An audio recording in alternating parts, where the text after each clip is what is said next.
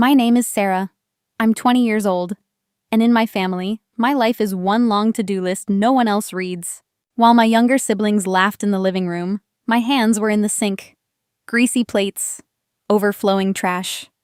Midnight chores everyone pretended not to see. That night, I finally said it out loud. Why am I the only one doing everything? No apology, no pause, just a shrug, a laugh, an eye roll. Then my mom said the words I'd heard my whole life. You're too sensitive. That's when I realized they didn't just expect me to do everything. They expected me to stay quiet forever. Before we go on, tell me where you're watching from right now. A bedroom, a parked car, or a quiet corner you finally have to yourself?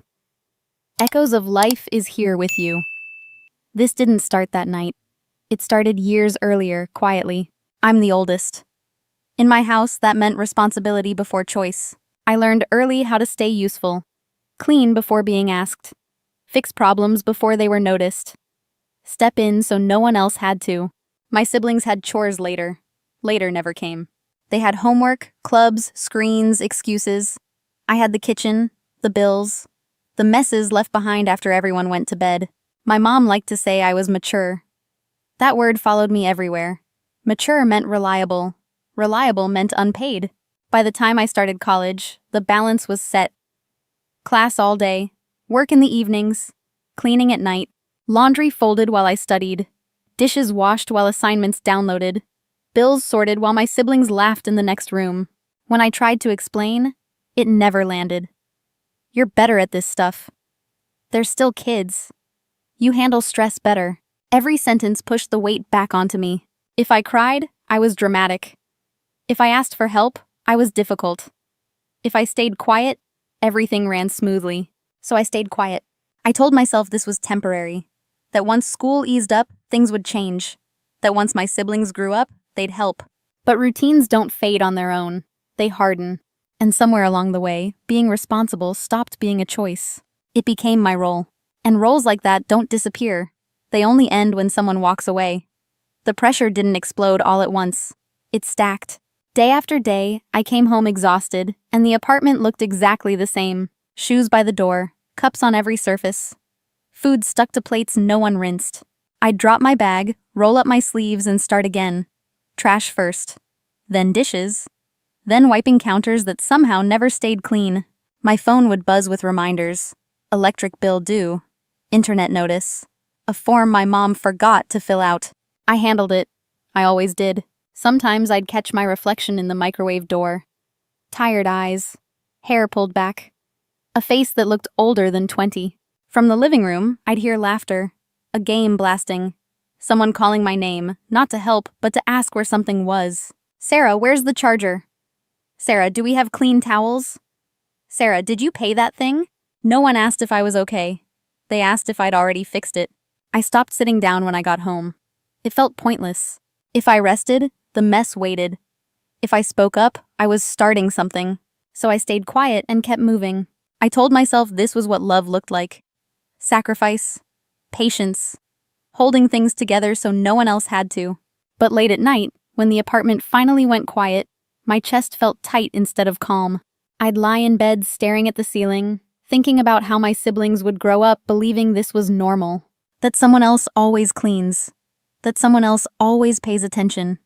That someone else carries the weight. And that someone was me. I started tracking time without meaning to. How many hours I spent cleaning after everyone slept. How many mornings I woke up already tired. I realized something else then. No one was confused about what I did. They were comfortable. Comfortable knowing the trash would disappear. Comfortable knowing the bills were handled. Comfortable knowing I would absorb the stress so they didn't have to. And comfort like that doesn't change on its own. It survives because someone keeps paying the cost. The worst part wasn't the work. It was the way it disappeared. Clean floors were never noticed. Paid bills were never mentioned.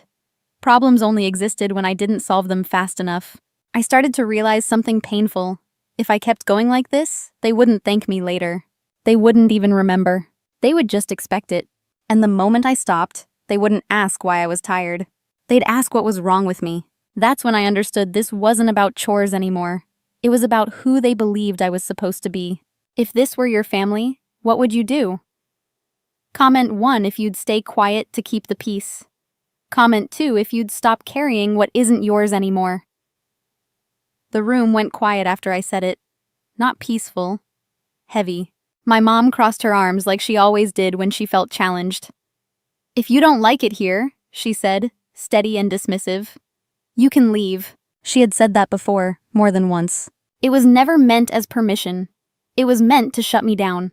This time, it landed differently. Instead of panic, I felt clarity. Clean, sharp, like a switch had flipped. I looked at her and nodded. "Okay," I said. She blinked. "Don't be ridiculous." "I'm not," I replied. "I'm taking you at your word." Everyone started talking at once. Accusations. Laughs. Someone muttered that I was being dramatic. I wasn't listening anymore. I walked to my room and closed the door. For the first time that night, the noise stopped. My hands were shaking, but it wasn't fear. It was adrenaline. I sat on the edge of my bed and asked myself a question I had avoided for years. What if I actually leave? Not someday. Not after things calm down. Now.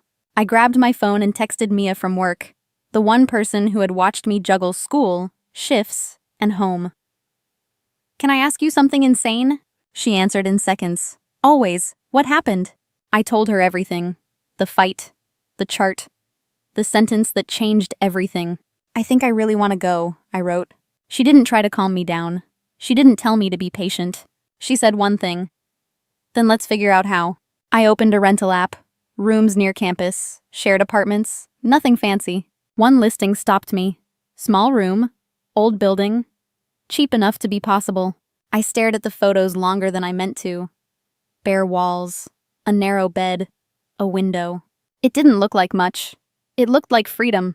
I messaged the landlord. My heart raced. My phone rang. "You can see it tonight," he said. Tonight. I told my mom I was going for a walk. She didn't even look up. "Take your keys," she said. "Don't be late." The room was exactly what I expected. Quiet. Plain. Mine. "Do you want it?" the landlord asked. "There's another person interested." "Yes," I said before I could talk myself out of it. When I walked out, the keys were cold in my hand. Real. Back home, I packed a duffel bag. Clothes, laptop, documents. I wasn't running away. I was moving out. I stepped into the hallway. My mom looked up finally. "Where are you going with that?" I met her eyes. "I'm doing what you told me to do." The TV hummed behind me, canned laughter spilling into the room. My mom didn't laugh. I zipped the duffel bag. The sound felt louder than it should have. Soap was still drying on my hands. The smell followed me into the hallway. The keys in my pocket were cold, heavy enough to be real. For the first time, no one stopped me. That's when I realized leaving wasn't the threat. It was the consequence they never believed I'd choose. The fallout didn't wait long. It started the next morning. Texts first, then calls. "Where did you put the detergent?" "How do I pay the internet?" The power company left a message.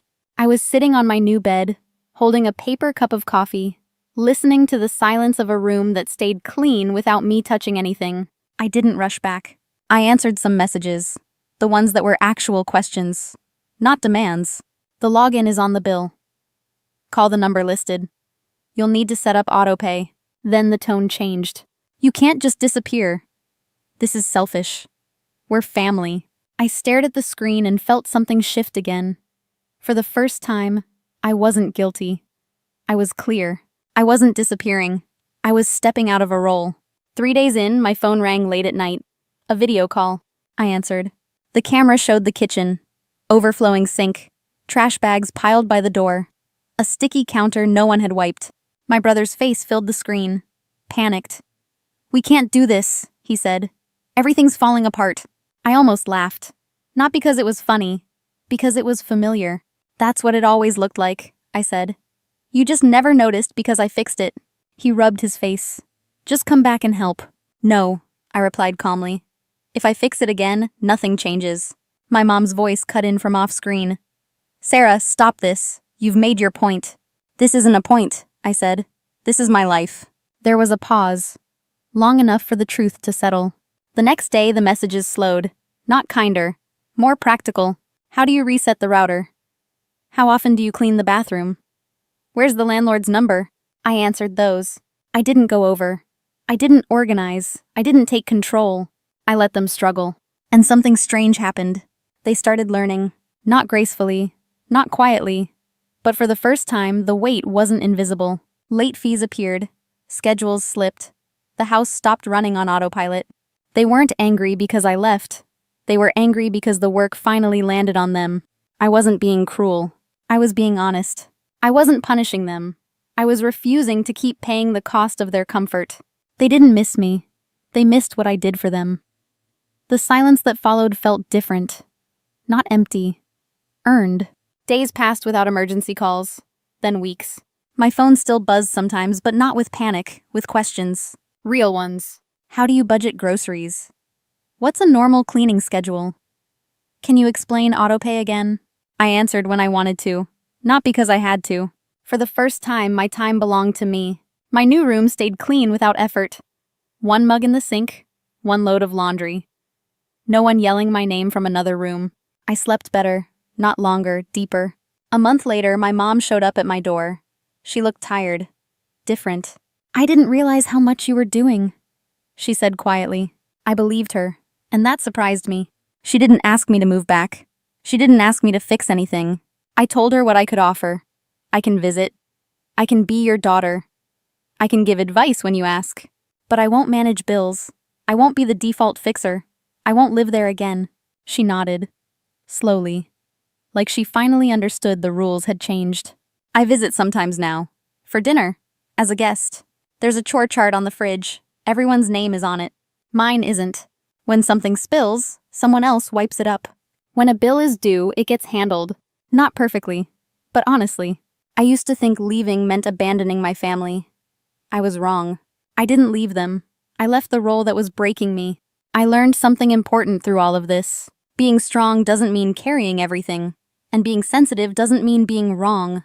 Sometimes the healthiest thing you can do is stop saving people from consequences they refuse to notice. I wasn't too sensitive. I was finally honest. If this story felt familiar to you, you're not alone. Like, share, and subscribe for more stories of quiet strength. This is Echoes of Life, and more stories are coming.